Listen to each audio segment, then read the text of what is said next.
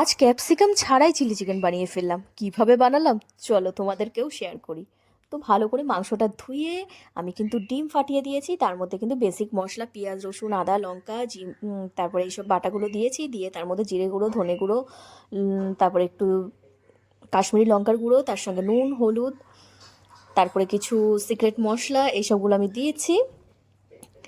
দিয়ে কিন্তু ভালো করে এটাকে আর কর্নফ্লাওয়ার দিয়ে ভালো করে কিন্তু এটা মিক্স করে নিয়েছি। দেখো কি সুন্দর করে মিক্স করছি। এটা কিন্তু খুব ভালো করে এটা মিক্স করে নিতে হবে, তাহলে মাংসের মধ্যে কিন্তু মশলাগুলো খুব ভালোভাবে ঢুকে যাবে। তো নমস্কার, আমি পারমিতা, চলে এসেছি কলকাতা থেকে। তো দেখো তেলটা গরম হয়ে গেছে, এরপরে কিন্তু আমি ওইগুলো ভালো করে পকোড়াগুলো ভেজে নিচ্ছি।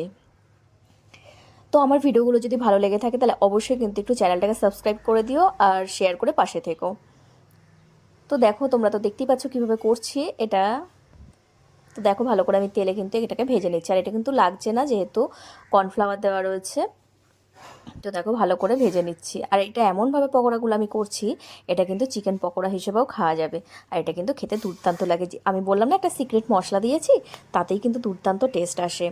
তো তোমরা যদি জানতে চাও এই সিক্রেট মশলাটা, তো অবশ্যই কমেন্টে লিখে যেও যে সিক্রেট মশলা বলে, তো আমি কিন্তু তাহলে দিয়ে দেবো। আর আজকে কিন্তু সত্যি কথা বলতে খুব বৃষ্টি হচ্ছিল, আর ঘরে কিন্তু আমার সবসময় ক্যাপসিকাম থাকে, আজকে কিন্তু আর ছিল না। তো ভাবলাম কিন্তু খেতে তো ইচ্ছা করছে, বৃষ্টি যেহেতু হচ্ছে, তো ভাবলাম রুটি আর তার সঙ্গে চিলি চিকেন করব। তো ভ্যানে করে ওখানে একজন নিয়ে আসে, বাড়ির সামনেই বসে। তো সেখানেও গেলাম, তা ওখানে গিয়েও কিন্তু আমি ক্যাপসিকামটা পেলাম না। বলছে ছিল, শেষ হয়ে গেছে। যেহেতু আমার যেতে একটু বেলা হয়ে গেছিলো, আমি 2টোর সময় গেছিলাম। তো বলছে দেখো বেলা 2টো বাজে, এখন পাওয়া যায়? এখন তো শেষ হয়ে গেছে, সকালে ছিল। তো যাই হোক, খেতে তো যখন ইচ্ছা করেছে খেতে তো হবে। তো আমি কি করলাম, টমেটো পেঁয়াজ এইসব দিয়েই কিন্তু আমি করে নিলাম। আজকে কিন্তু আর ক্যাপসিকামটা দিতে পারিনি। তো যাই হোক, খেতে যখন ইচ্ছা করেছে, যেটা মন তো চাই সেটা তো করতেই হবে। তো দেখো আমি সেটা দিয়েই বানিয়ে ফেললাম। কিন্তু খেতে যে খারাপ হয়েছে সেটা কিন্তু একদমই তোমরা ভেবো না। এরকম যদি তোমাদের কাছেও না থাকে, অবশ্যই কিন্তু এইভাবে চালিয়ে নিতে পারো, কোনো অসুবিধা হবে না। দারুণ টেস্টি হয়েছিল। তো তার মধ্যে কিন্তু আমি একটু দিয়ে দিলাম সয়া সস, টমেটো কেচাপ, আর তার সঙ্গে দিলাম একটু কর্নফ্লাওয়ার। তোমরা যেরকম মানে থিকনেসটা রাখবে সেরকমভাবে কিন্তু তোমরা কর্নফ্লাওয়ারটা দেবে। তো আমরা একটু ঝোল ঝোল পছন্দ করি, তার জন্য কিন্তু একটু পাতলাই রেখেছি, খুব একটা বেশি দিন। আর একটা যে চিকেন পকোড়া রয়ে গেল, তোমরা ভাবছো কী করবো? আরে বাবা, কী করবো, টক করে মুখে পুরে দিলাম। আর কি করব বলো, দারুণ খেতে হয়েছিল। একে আর ছাড়া যায়? দেখে লোভ সামলানো যায়? তো তোমরা এরকম কে কে করো, রান্না করতে করতে টপ করে মুখে চালান করে দাও, আমাকে কিন্তু কমেন্ট করে অবশ্যই জানিও।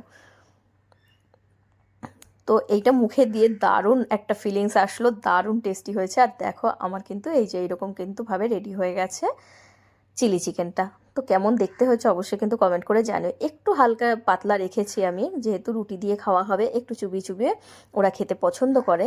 তো এদিকে আটাটাও মেখে রেখেছি আমি, দেখতেই পাচ্ছ। আর এই যে কিন্তু আমার চিলি চিকেন রেডি, আর তার সঙ্গে কতগুলো পকোড়া, তার সঙ্গে স্যালাড সব কেটে নিয়েছি। এগুলো কিন্তু সন্ধ্যাবেলা টিফিনে হবে, আর রাতে কিন্তু ডিনারে হবে রুটি আর চিলি চিকেন। তো কেমন লাগলো ভিডিওটা অবশ্যই কিন্তু কমেন্টে জানিও তোমরা। ভালো লাগলে সবার কাছে একটু বেশি বেশি করে শেয়ার করে দিও, এরকম রেসিপি পেয়ে যাবে। এইরকম কিন্তু দুর্দান্ত দুর্দান্ত রেসিপিগুলো পেতে গেলে আমার চ্যানেলটাকে ফলো করে রাখতে হবে, আর এইভাবেই পাশে থাকতে হবে। আর কি করতে হবে, বেশি বেশি করে শেয়ার করতে হবে, হ্যাঁ, সবাই যাতে এটা শিখে যেতে পারে। তো তোমরাও এইভাবে বানিয়ে ফেলো। তো চলো টাটা, সবাই ভালো থেকো, সুস্থ থেকো।